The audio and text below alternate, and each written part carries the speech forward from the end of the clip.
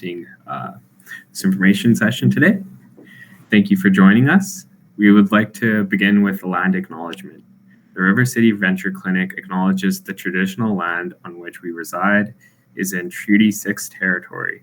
We would like to thank the diverse Indigenous peoples whose ancestors' footsteps have marked this territory for centuries. We would also like to thank the Edmonton Regional Innovation Network for sponsoring this series of legal information events.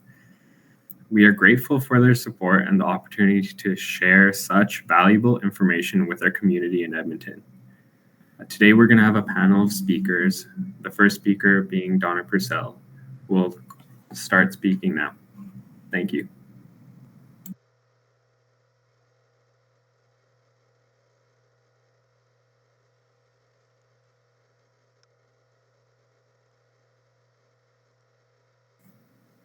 Donna, you are muted. I forgot I did that. Apologies. Thank you so much, everyone, for coming to cover your assets today. Very pleased to be one of the mentor lawyers with the River City Venture Legal Clinic. I personally am a startup law firm that started up during the pandemic in order to have a practice in the cloud and to be able to deal with all the technology and innovation that is coming on that's taking us into an area where we can really improve access to justice and make that available to our clients. I'm so pleased that the River City Venture Legal Clinic has been started up by these entrepreneurs from the U of A Law School because I do a lot in the pro bono sector, including have a startup pro bono clinic to my credit, in that, if we can help people at different stages of their life, that would really help the entrepreneurs and not just be there for pro bono services in the context of when people are maybe going to jail or losing their family and that sort of thing. So this allows for so much for folks that are entrepreneurial and maybe don't fit into the usual realm of life to have that opportunity to pursue things. Now, what we're trying to do today is to emphasize the importance of legal advice in the life cycle of a startup, because a lot of people are trying, so much to be concerned about costs or just to have their creativity going or their idea going, that they leave out some important components. I personally am a civil litigator, and I also have a practice in technology and innovation. And in terms of a civil litigator, I also deal with employment law, and I encompass the front end. I always say to people that you could either cover off things at the front end where you have proper agreements in place, or you'll end up falling in my lap when things go sideways. And that's where, that's my strength, is to assist you at that end of the game, except for in the employment law setting. And Angie Redecopp, who will be speaking shortly, will talk to you about the structures. I just wanted to cover one thing, employment law. And so it's important when you have a startup, it's often some people are providing some capital or working on the side, and somebody may become an employee of that startup. And it's very important to cover off those rights because there's nothing more important than the team that you put together for your startup in order to succeed. And setting out those clear rules and not assuming what each other is thinking is important. You'll want to be covering off any non-competition or non-solicitation clause in case the partnership or the organization does have a breakup and someone that's working for the organization needs to depart. You want to deal with termination of that situation, because some people don't realize that employment standards sets out certain minimums, and that there is common law that provides for potentially very significant claims by employees. So you'll want to be setting out those rules of the game. You'll also want to be dealing with your confidential information. So that an employment agreement in the context of members of the startup that are also doing a lot of the work is something that has to be canvassed. Otherwise, you may end up at the litigation end of things. The other thing is, as I say, where we come in as lawyers that are litigators are when the agreements or there are no proper agreements in place, no proper organizational structure in place, and there is no meeting of the minds. And so you will have people that will separate and have different ideas of what can be done with the customers of the startup, of the employees, other employees of the startup, even with suppliers, and obviously with the valuable intellectual property.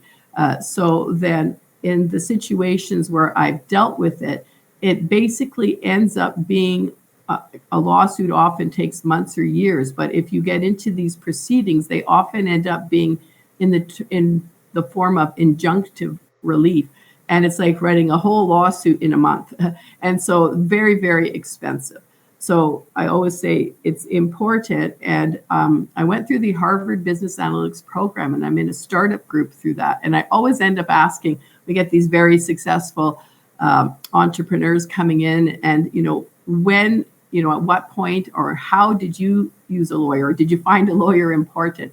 And they always confirm that that's really important. It was interesting to see that some of them said that, I had lawyers approach me to help me out on the basis of that they would originally provide their services on a pro bono basis or reduced basis. And then if you liked their services, you could continue to use them when you can afford them more. So don't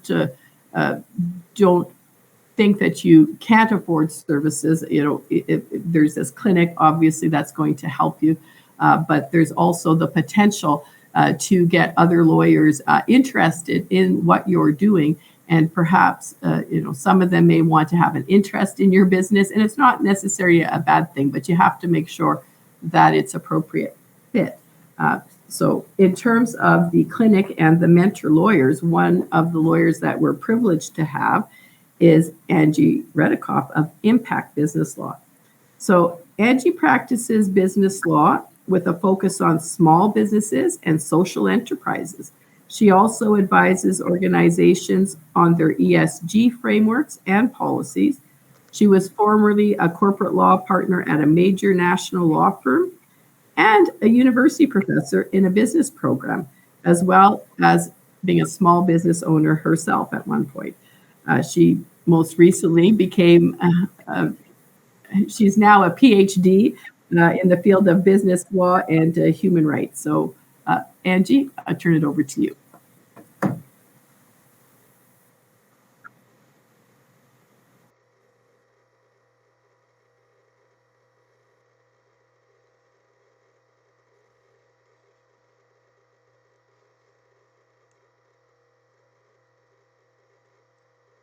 When they're starting out. And I would say these are my most common questions and things that come up when I'm dealing with startups. So first one is just plain old structure.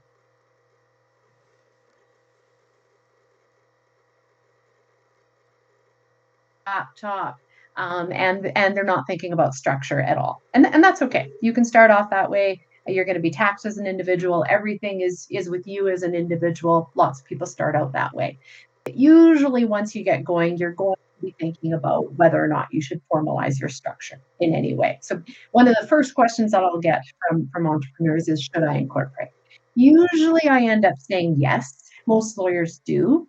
And there's a few reasons for that. I mean, one is liability. So the idea behind a corporation, if you set up a corporation, I'll talk about how you set up one in a second, but if you set up a corporation, that corporation is separate from you. Whatever goes on in the corporation stays in the corporation. So to the extent that you incur liability for something, you have a store, somebody's going to sue you, you have a website, and you post something that somebody objects to, and they decide they want to take action against you. If you incorporate, that's all with your company. Doesn't affect you, your car, your house, any other assets that you have. So that's the main reason that people look at incorporation.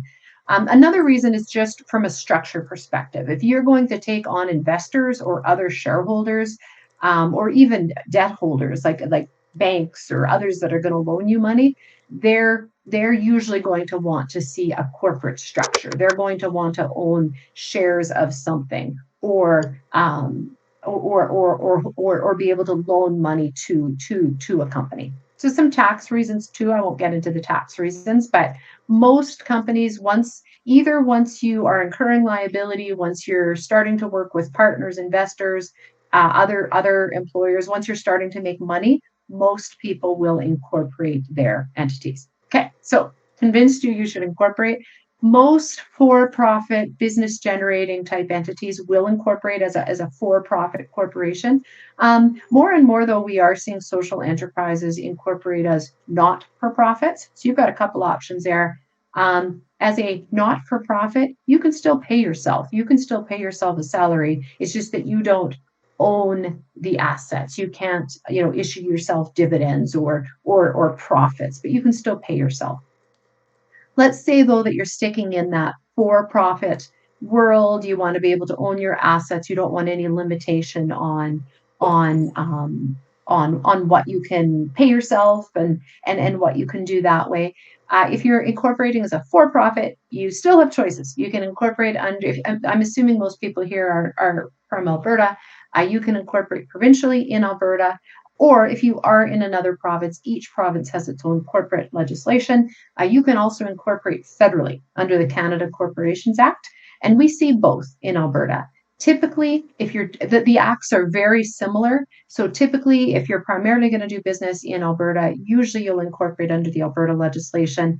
The main reason that I see people incorporating federally, so under the federal legislation, is because of name protection. It's very limited name protection. But if I incorporate, well, I am incorporated. My professional corporation is called a Redecopp Professional Corporation. I could have incorporated that federally, which would limit others in terms of name. Actually, that's a really bad example because you can actually always use your name. So let's say I incorporated Impact Business Law. So that's my trade name, but let's say I incorporated Impact Business Law federally. If I had done that, nobody else would be able to use that exact same name. So that's the main reason people look at federal. You're not going to go wrong, though, whether you incorporate provincially or federally. So if you do incorporate, it sounds complex, and there's different parts to it, but it's not that expensive to incorporate. There's lots of different services, lawyers, etc., that will do it. You can also just go into a registry agent, though typically you won't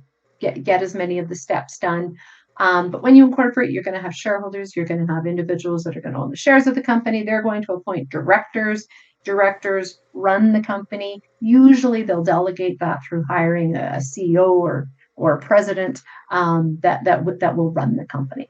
You can be all three. That's another question I get a lot is, if I incorporate, do I need more than one person? If you incorporate as a for-profit, you only need one person. Shareholder, director, you appoint yourself as officer, you're everything. Different in the not-for-profit world. One question that I'm getting more and more, rather I should say one thing I'm having to fix more and more for companies. So companies will start out, they'll do basic incorporation, they'll appoint themselves as everything, they'll keep their share structure super simple, which is fine. But what I'm seeing more and more companies do is they're coming back to me to do two things. So after the fact, they're going out raising money with other investors, and they're coming back to fix two things. One is restrictions on share transfer. So if you want to ever issue shares to other people in your private company, you need to have what are called share transfer restrictions. So this is something that's going to be written into your articles, your initial documents, and it's going to say there that directors need to approve your share transfers. If you don't have that, you're subject to a whole bunch of securities laws that aren't good. You don't want to be subject to these, but it limits your ability to take on other investors. So that's one thing I'm often fixing up because people don't do it initially. The other thing is typical corporate structure. So again, it's just you. I'm working out of my office, starting my own business. Typical corporate structure is I'll just, buy, say, 100 shares. So I, as an individual, I want to be the shareholder. I'm going to buy shares in my company. I'll buy 100 shares for $10. That's good. If it's only ever going to be me, that's fine. If I'm going to take on other investors, though, typically you want to have a lot more shares than that. So I won't go into detail here, but my piece of advice here is think ahead to the other investors that you might be taking on and how it affects your structure now. You can fix it later. You can change it later. It's just going to cost you money to amend your articles and amend your setup. Okay, so that's the first thing, your setup. You've incorporated in some form, maybe a not-for-profit, most likely a for-profit company. You're incorporated. You've got that separation of liability. You've got a structure. You've got the ability to take on other investors. You have the ability to, enter into agreements through your company. Second thing that I'm usually talking to people about, and actually on this one I like to talk to people about even before they incorporate, and that's protecting their intellectual property. Now, so for some companies, this isn't a concern. If like for myself as a law firm, so I've got a logo for Impact Business Law. I like it, but really my business is based on me, the advice that I'm providing. It's not really based on any intellectual property. In Donna's case, she's focused on some tech innovations in the legal world. She might actually become concerned about protecting that. Where I'm going with this is if you have something to protect, so you have created the most, or you're planning to create the most amazing app ever, or a new garage door opener, or your brand, your name, your logo is everything, you want to protect that sooner than later. And there's really two chunks to this type of protection, and not necessarily in this order, but registration. So that's formal registration. You can register a trademark, and that's for a name, a logo. You can register a patent. So that's for some new invention that you've created. You can, but don't need to register copyright. So just to pause on copyright, if you write something, you automatically have copyright. You can register it to just make it extra clear, but you actually don't have to. Whereas with trademarks, patents, you have to register them for protection. You can register some other things too. You can register something called industrial designs, and there's some other specific things that you can register. The big ones are trademarks and patents. People often aren't registering these right away, and that's okay depending on how important they are. And my advice there is usually if your entire success, the millions that you're going to raise is dependent on this amazing, new app, this new way of doing something that you've created, you want to patent that sooner than later. Same thing. If everything's based on your name or your logo, you want to trademark that sooner than later. But even if you decide, hey, you know what, I'm not going to register right away, it's a really important piece of intellectual property protection that you want to think of right away. And what I tell people for this one is as soon as you're starting to work with other people, anybody, maybe anybody other than your spouse or like your parents, but as soon as you're bringing anybody else in to share your idea, to invest in your idea, to help create your idea, you want to do two things. You want confidentiality agreements.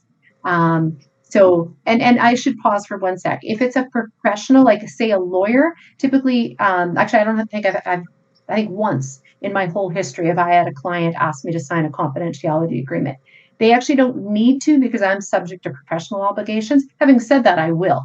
Or I did, in that case. But for most people, they're not subject to professional obligations. So you want them to sign confidentiality agreements. They're not going to share what you're sharing with them. That's part one. Second part is what we call proprietary rights. So again, whether you're incorporated or not, you now get Buddy to help you build that app, or you hire a contractor to help you build that app. You want clear language saying that what they're creating belongs to you. Even if you take on an employee, with employees by default, what the employee does on work time, related to work stuff does belong to the employer. But even with employees, it's good to have that language in there. So kind of the piece that I want you to leave with on that is as soon as somebody is touching or learning about your amazing secret, whatever it is, you want to protect it. You want both confidentiality and you want to make it clear that it's yours. They're contracting for you or, potentially investing in you, whatever the relationship is, but it's yours. Doesn't have to be fancy, but you want something there making it clear it's yours. Okay, so structure, intellectual property. Third one, we can call it all sorts of different things. You can call it contracts or you can call it relationships. Donna's already touched in this and that she talked about employment a little bit. But where I'm going with this one is once you start working with other people, whether it's an investor, whether it's an employee, whether it's a contractor, whether it's a specific service provider, whether it's customers, you want to understand the relationship. And usually that means some sort of contract or agreement. Now, I'm going to take my lawyer hat off for a second. Maybe you just decide contracts are too complex. I don't want to hire a lawyer. I don't want to figure out how to write a contract.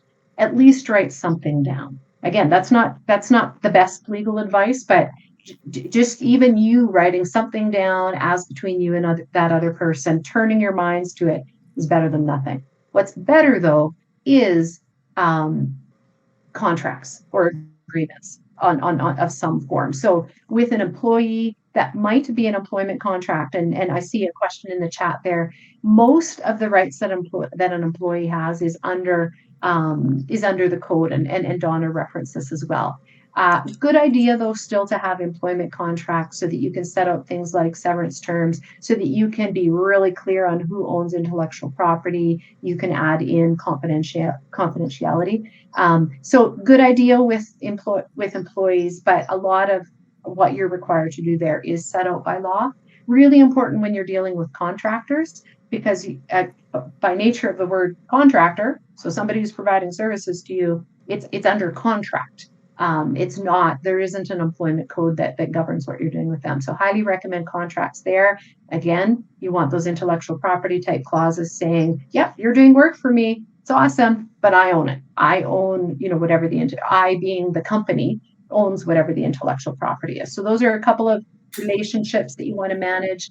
Another one, so lots of startups now, with applications or services where you've got somebody subscribing for whatever application you have, or different other, different online type things where most of the relationship happens online. You will have seen these before. You've probably had to click, but terms of service or terms and conditions, there's different names for it.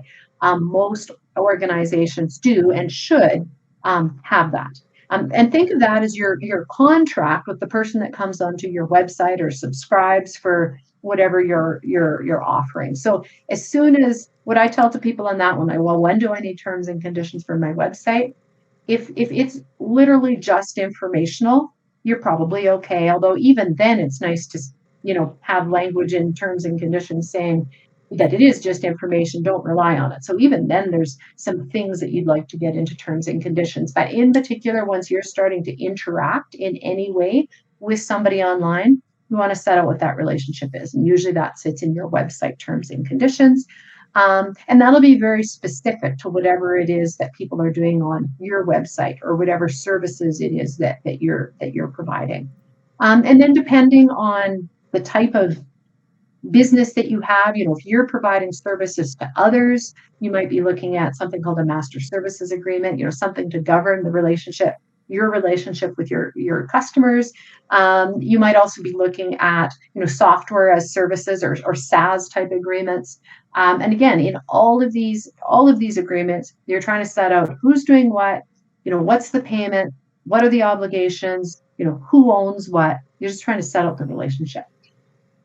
And some of that, it's like, if you don't have any employees, don't worry about employment contracts. If you don't have any customers, you don't need to worry, or you're not providing any services, you don't need to worry about a master services agreement. But, what's next for you? What's next in terms of your business relationships? What agreements need to follow that? And then the last thing, and then I'll hand you off to a real entrepreneur. But the last thing is, and I'm going to lump this one under policies, and nobody likes the word policies. What does a policy mean? But when I say the word policies, I mean a couple of different things. Some of this isn't really law related, but as you're starting your company out, sooner than later, and again, especially as you're involving other people, especially as you're starting to brand yourself, you want to decide how you're going to do business. And that's really what policies are all about. That might be as simple as, stating your mission, stating some values. So again, not necessarily legal in nature, but lawyers do get involved in some of the layers of policies that you might look at. And whether you involve a lawyer or not, what we're thinking of here is, okay, I've got my mission. I've set out some basic purposes so that people know what I'm doing. I've got some stuff on my website. Okay, well, what's that next layer? Some companies have codes of conduct. Or again, they just want to spend more time setting out, okay, this is what's important to us. particularly as you brand yourself, if brand is important, or particularly as you take on investors, you want to define who you are. If you are, for example, a social enterprise where, yep, profits are still important, but maybe that's not the only thing that's important, you want to spell that out a bit, because you don't want to take on an investor that is only focused on returns. So, and this is really a matter of, when do you start thinking about these things? Okay, and as you're thinking about it, when do you paper it? When do you start to put these things down on paper?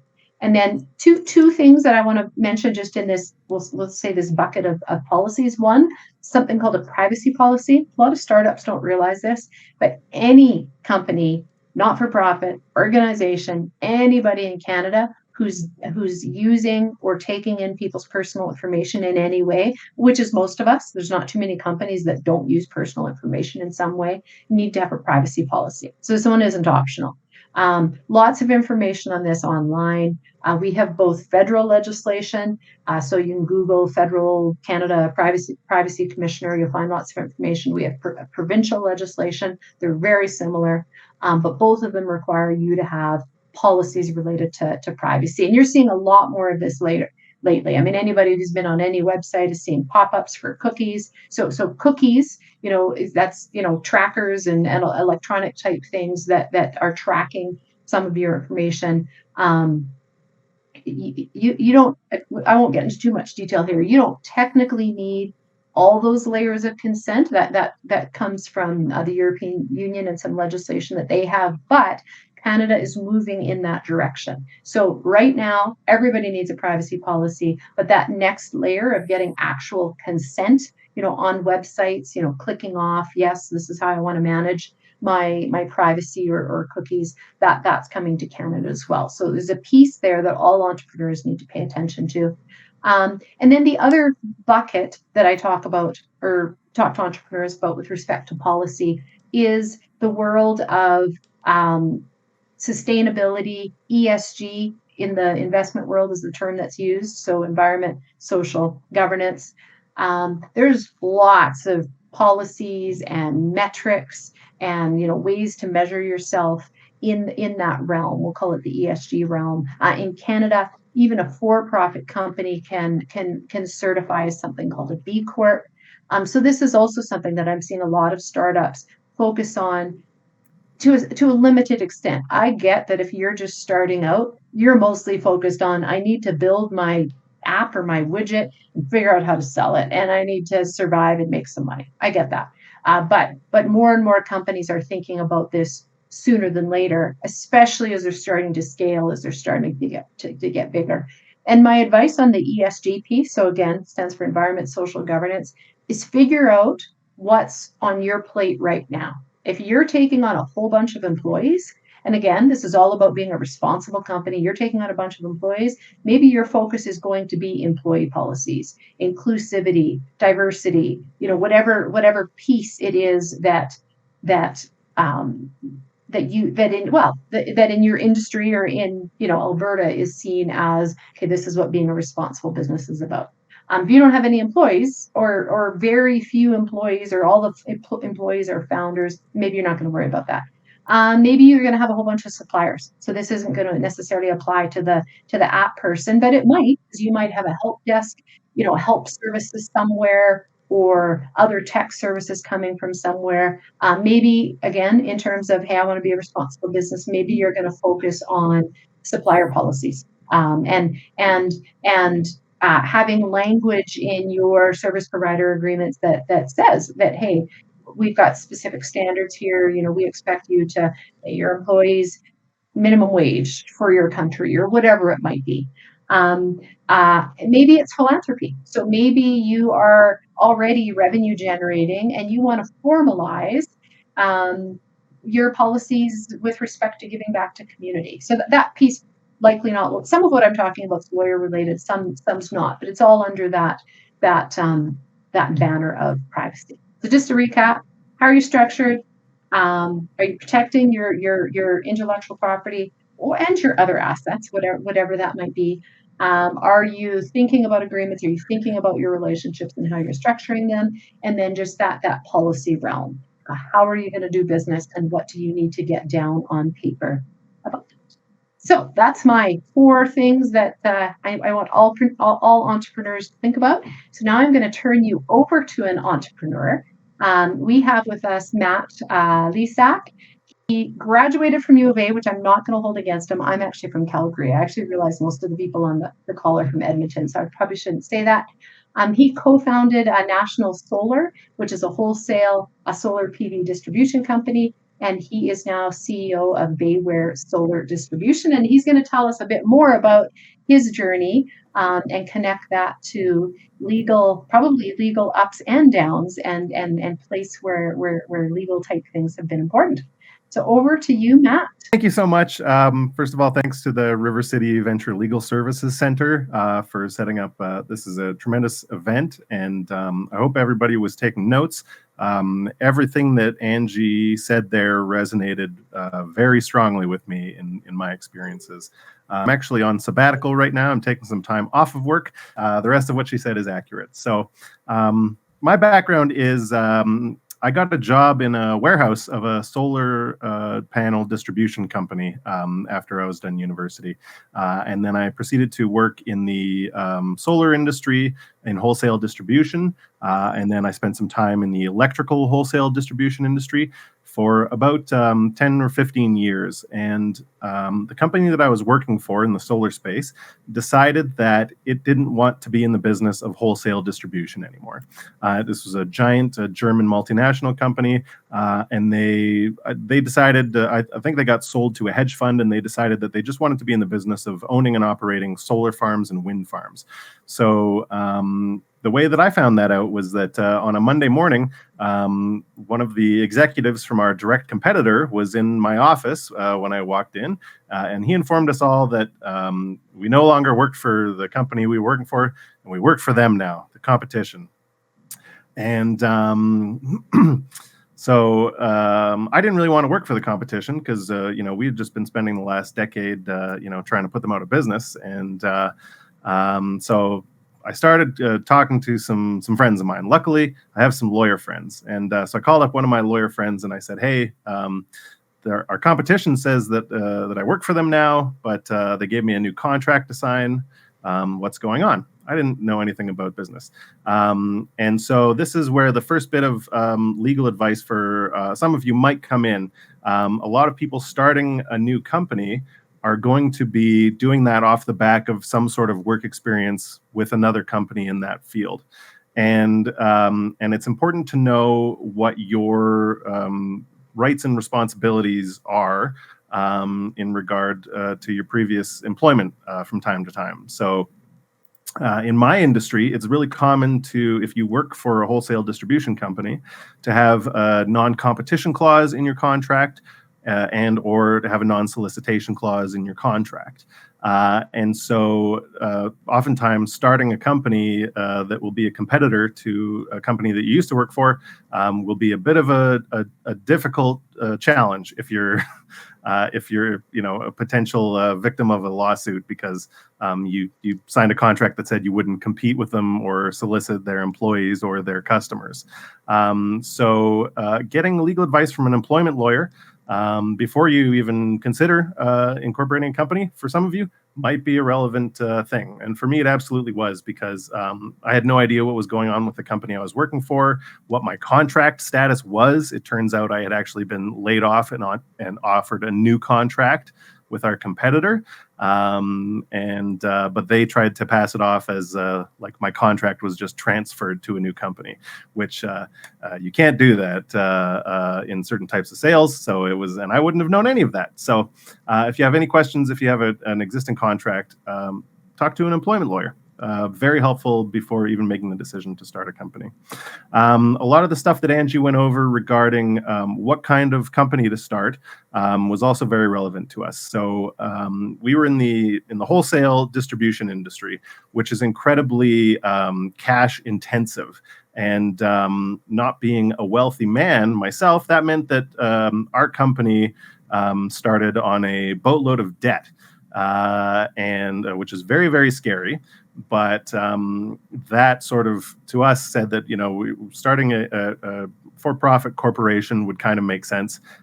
People who were going to lend us money, either financial institutions or eventually vendors who are going to be giving us trade credit, they would at least know what they were getting into risk-wise for lending us money, and that we had sort of some rules of engagement about what would happen if things went bad.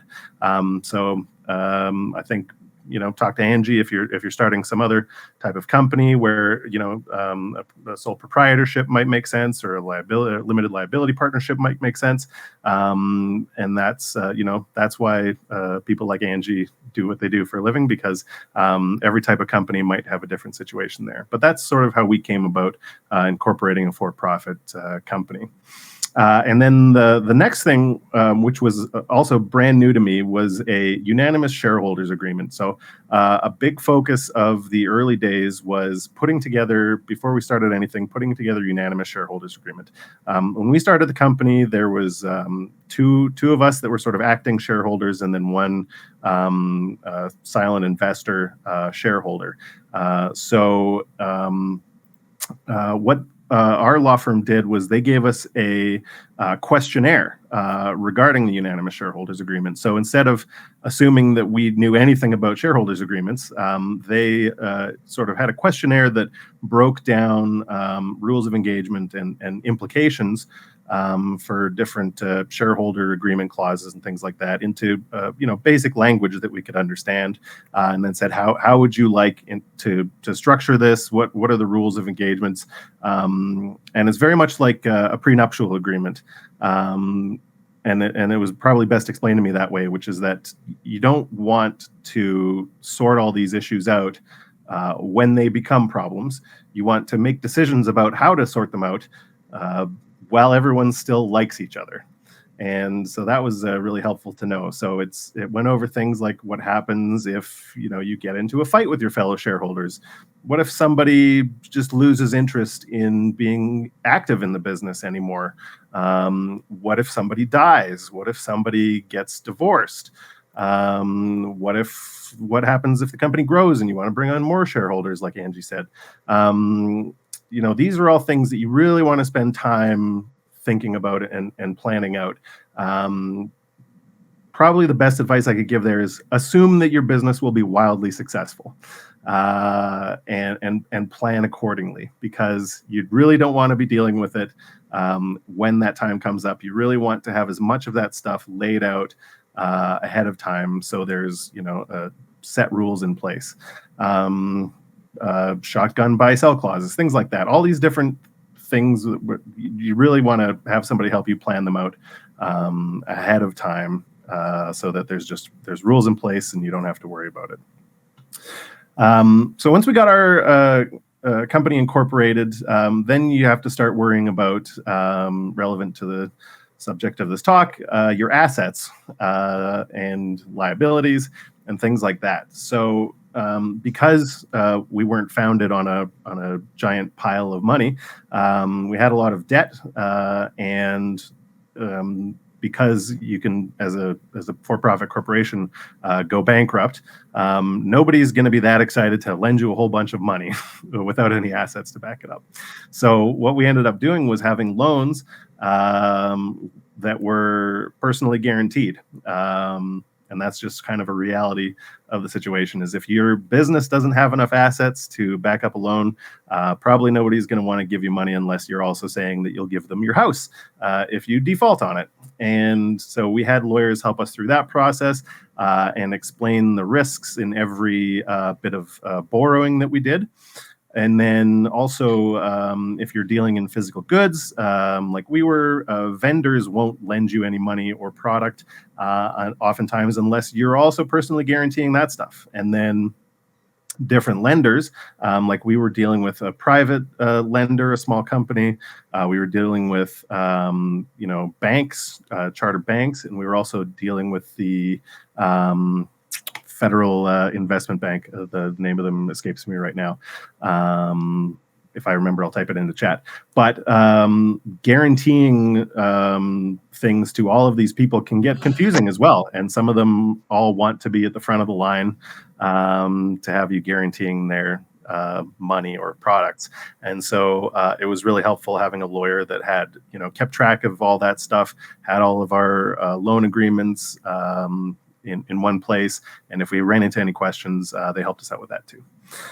I will also echo the point of intellectual property being something you want to take care of right away. We came up with a brand for one of our products, and it was way more complicated and took way longer to get the intellectual property handled for that than I expected it to. It took, I would say, a couple of years from the time that we, got the brand and started the registration process. There was a company that was making welding cable in Hungary or something like that that had a name that was kind of similar, and they actually filed a complaint because they didn't want our brand to be confused with theirs.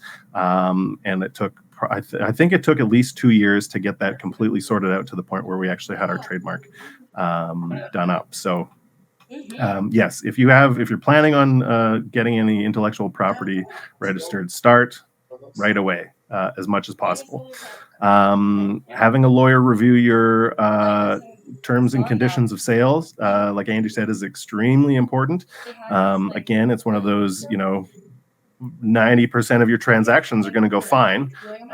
If you're selling somebody something, especially if you're giving them any kind of credit on your end, a lot of the time it's going to go fine. But as soon as it doesn't go fine, you need to have documentation signed, countersigned on file, and you need to know how to proceed if you need to get any of that money back via, a lien or anything like that, because there are time limits on those as well. So this is all stuff that you really want to have in place, and having a lawyer either review or help you write your terms and conditions of sale is extremely important too. It'll save you a ton of trouble on the back end.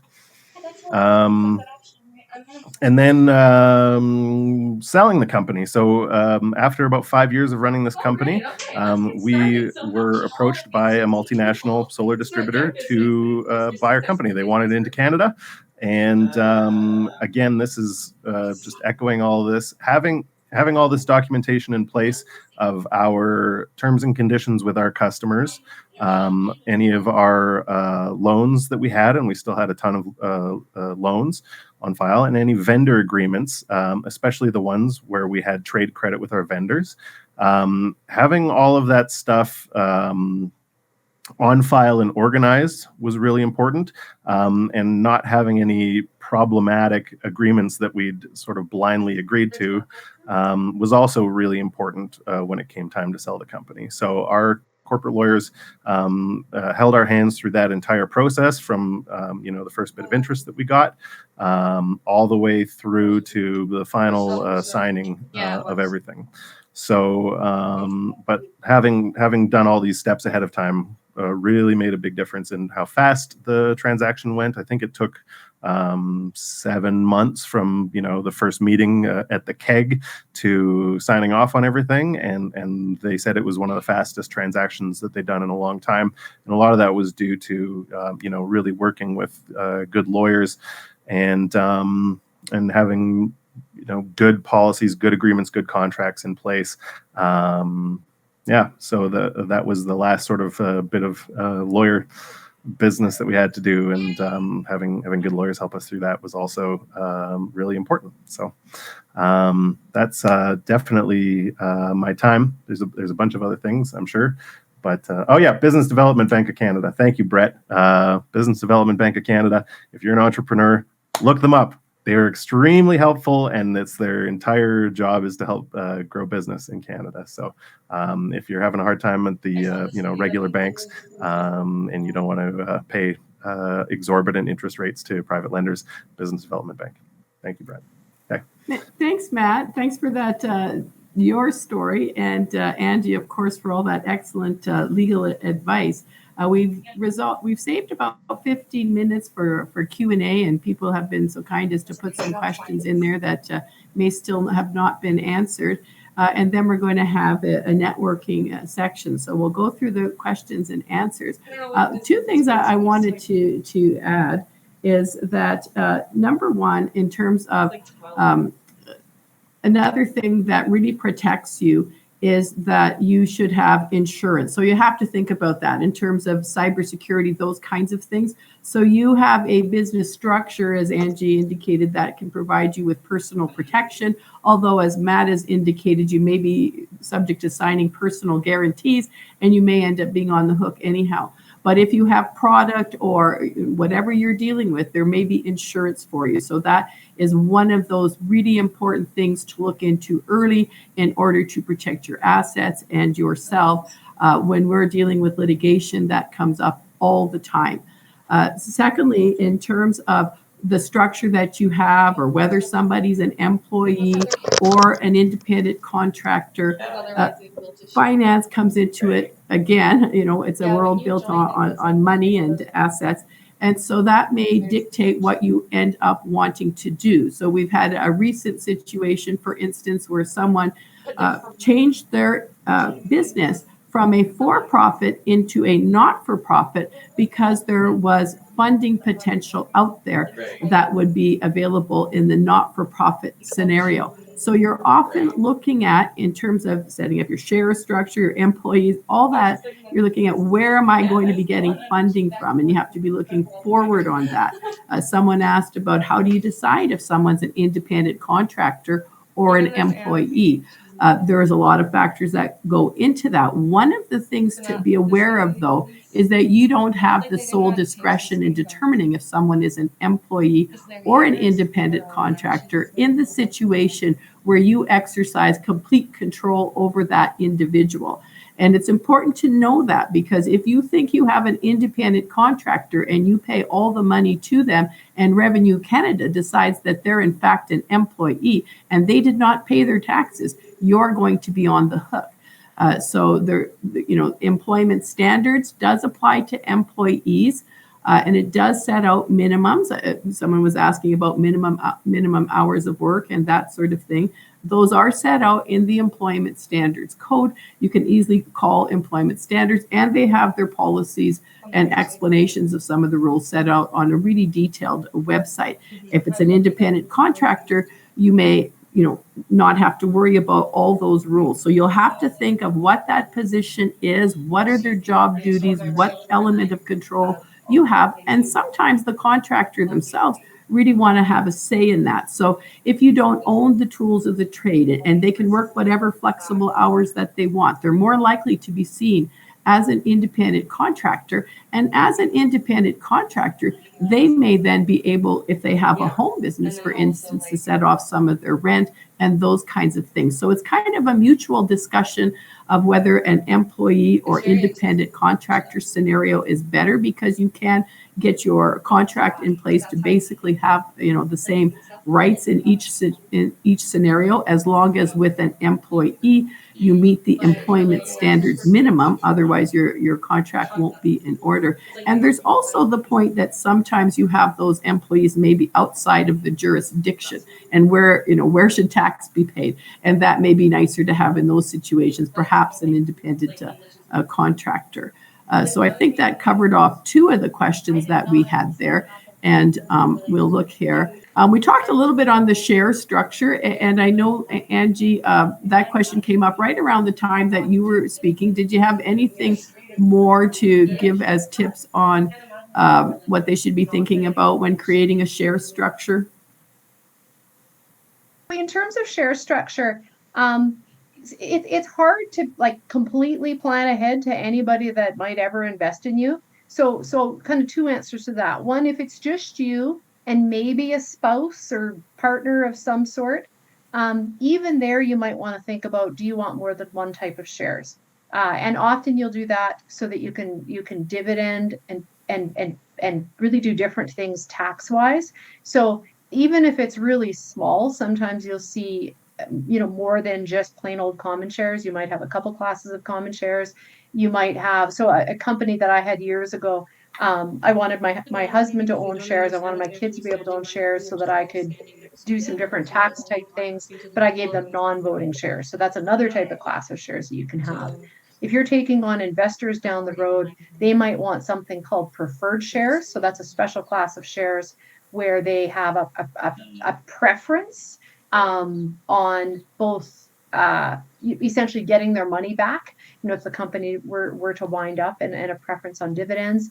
All that to say, if you're setting up a company right now, I would do a couple classes of voting common shares. I would do a couple classes of non-voting common shares, and then I would do a general type preferred class. And the reason I say a general type preferred class is if you take on a sophisticated investor that wants preferred shares down the road, they're going to want you to create a new class for them anyway. So you're not going to be able to pre-think every possibility. And all that means is that you'll have to amend your articles down the road. Bit of a cost. It's not hugely expensive. So you're looking at a few $100s, not thousands.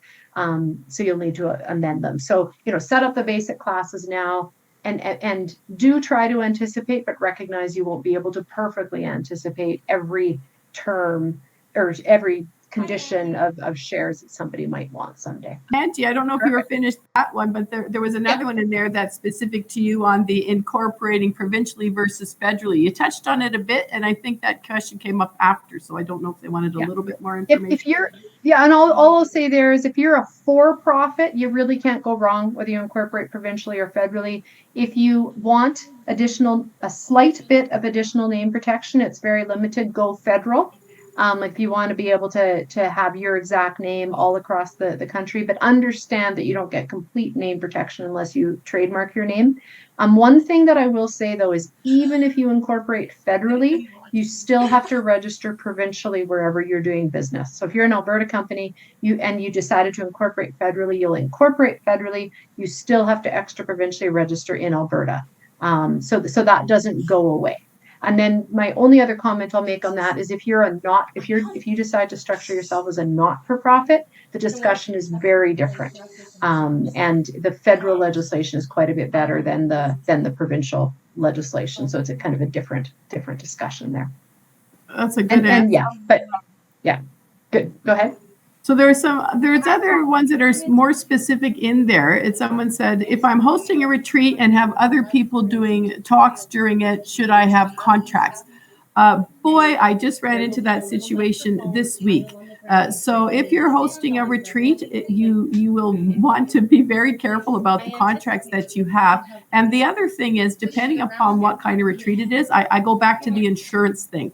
You can get event insurance. So we just did a big gala somewhere and you're afraid if someone might drink and drive and then they might sue you or whatever can happen. And so you'll want to have some insurance, but also some agreements are really important and you'll want to understand them. Someone was creating a huge new event. They signed a contract with the venue and it turned out the event did not go ahead and they ended up with a huge bill of having to pay 90% anyhow. And they didn't realize that that's what they were doing. They managed to negotiate that as they were a not-for-profit. But you want to have that clear from the people. That's what you want to, cover off those situations. If the event doesn't go ahead or doesn't go ahead as planned, do you owe the money back and still owe the money to the venue? So I'm not sure exactly if Mary Ann wants to clarify, what kinds of contracts that you're talking about. But I don't have a contract to speak here for today, for instance. But if you have some intellectual property, you're at an event. I'm at some events where they're saying, I'm going to video you. I want that to be my property. I want to put it on my YouTube channel. And then you'd want the person to sign it away. Otherwise, they may want to reuse that material. So it depends if there's intellectual property that you want to protect. So with a few more details when we go off a network, if you want to speak to us, we may be able to give you some, a better idea. The other really good question there is when you're planning on working solo and you're a sole proprietorship, should you have a corporation? I'm almost inevitably, again, it depends what business you're in and what you can afford. But I think almost inevitably, I would recommend in favor of a corporation. One thing, it does give you credibility, it gives you limited liability protection, and it does give you some other, advantages in applying potentially for funding. So it will depend exactly what your business is and what you're doing as to the risk associated with not having a corporation. So that would be more the question is, can I get away with not having a company? I think is the more important question there. But many people in Alberta do work as sole proprietorships, and successfully so. So it does depend upon the business and the risks associated with that. I think I've covered off the questions in there. And Donna, can I just add one other thing to the sole proprietor piece? Absolutely. If you do choose to operate as a sole proprietor, and again, lots of reasons not to, which Donna and I have both said, but if you do, you can register a trade name. So, and a business can actually register an additional trade name too. But let's say I wanted to add, my calculator sitting right here. I have a calculator business and I want to register the trade name Calculators Are Us. So it's me, Angie, who's running the business. Everything's through me. I've got all the liability, etc. I can register a trade name in Alberta, Calculators Are Us, and then I can do business through that name. So there is a way, and that's not a company, it doesn't limit your liability, but it's just a way of operating as a sole proprietor. And it's not a trademark either to distinguish it from that, but that is very true. A lot of people do just end up registering a trade name. And there's only one set of tax returns, and there may be some advantages there too, depending upon the size of your business and your pocketbook, and that's not a big expense. Are there any? I think Serpy can maybe let me know. I think I've got all the questions that were in there. Do you think I missed any? Yes, there's one question was entrepreneurs think about when creating a share structure. Okay, and I think that was kind of what we had Angie cover a little bit. Is there something more you can say about what those factors are that they should be considering, Angie? You're looking at the people that are involved, you're looking at tax, and then largely, I was talking about the preferred shares, it's going to come down to who's investing in you, and if they're writing a big enough check, you'll set up a new share class for them.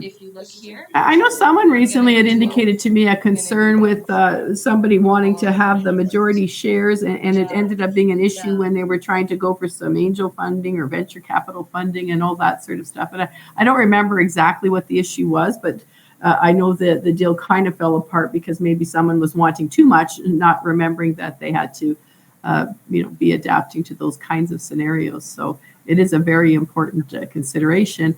And, in terms of if there's more than one party, I know that, Angie, I think you'd indicated in the family scenario, sometimes that's a little bit more easy to deal with. But do you find often that those parties will each get their own lawyer? It depends. I mean, people are hesitant to, each get their own lawyer. I mean, the best legal advice is company has a lawyer, and then each of the main principles, Matt was talking about shareholder agreements. I mean, we always say, like when I write the shareholder agreement for the company, I always say, I'm advising the company, and, whoever the majority shareholder is the one giving me my instructions. But I'll answer, assuming the majority shareholder is on board, I'll answer questions relevant to the minority shareholders, but it gets a little interesting. So separate counsels ideal, but not always realistic. And actually we'll throw in one other thing about share structure, because I'm running into this a lot, is entrepreneurs thinking ahead to, if you are going to be seeking investing, regardless of structure, the type of shares, is be thinking ahead to how much you want to give up and work backwards. So if you're taking on a few investors right now, maybe it's mom, dad, a couple friends, spouse, maybe there's another founder and you're divvying the pie. Think of how that pie is going to be further diluted when you take on a bigger investor in a year and then maybe an even bigger investor in 2 years.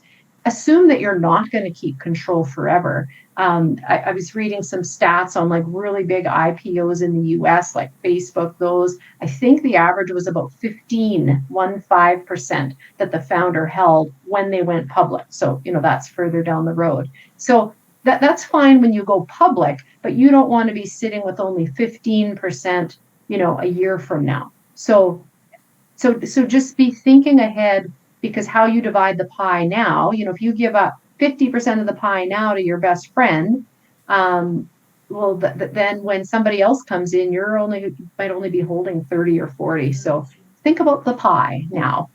We wanted to thank you guys for coming in and sharing all this information. I found it very helpful, and Matt, your jokes are very funny. So I hope the guests found it helpful. We will now proceed to the networking portion, so we can move down into the lobby.